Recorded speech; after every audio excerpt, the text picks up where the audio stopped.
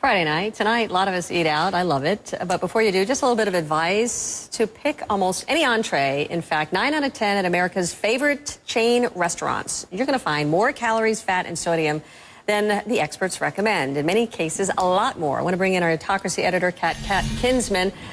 Kat, first of all, what are we talking about here? Restaurants, these chain restaurants just full of calories? Yes, there was a study just released saying that 96% of these entrees exceed the recommended USDA daily limit for a whole slew of things, including salt, fat, you name it, it exceeds it. And, there's a really, I'd be surprised to find out that anybody is surprised that this food is bad for you.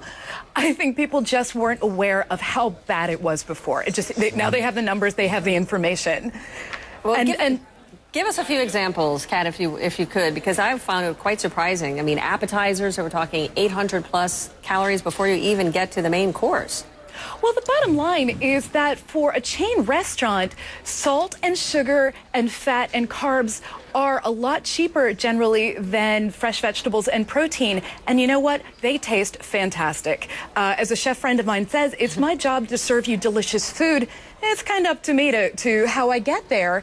And the bottom line is those things don't cost especially much, and a family can go in there and their head and their stomach tell them, wow, that was really tasty. It didn't cost me that much. But there really is a hidden cost in terms of your health with all of this. And now we have the numbers. And so now we've got the numbers here. I guess the restaurant would argue their business, well, is it our job to police what you eat? I mean, you can find all the information on the internet. You can decide for yourself. I mean, we're really responsible, right, for whether or not we eat healthy. Well, ordinarily, I am a huge advocate of personal responsibility in these situations because the information is out there, it's on the internet.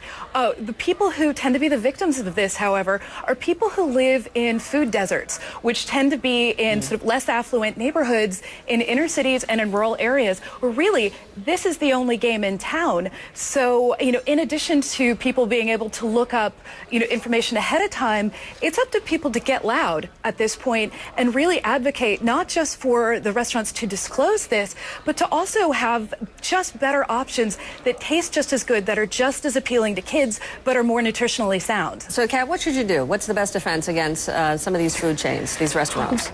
Well, we came up with a few tips for this that we'd like to use.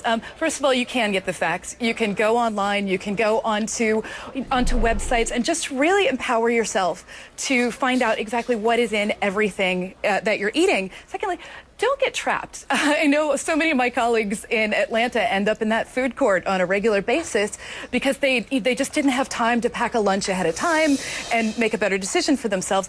Also consider you're treating yourself when you're going there. It can be the crouton on the salad, but it shouldn't be the salad. This should be an every once in a while thing as opposed to, I don't know, should we just go out and get something? You can make some decisions at home. And also, like I said before, it's time to get loud. Right now, in the wake of this study, is a really perfect time to, vote with your wallet, not go to those places, or to, start a petition, or to, directly write to these companies and say, hey, I'm sick of this. I want better from you.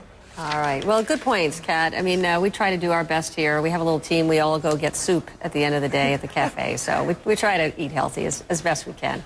All right. Have a good weekend. Thanks, Kat. Thank you. And enjoy your meal, your meal out.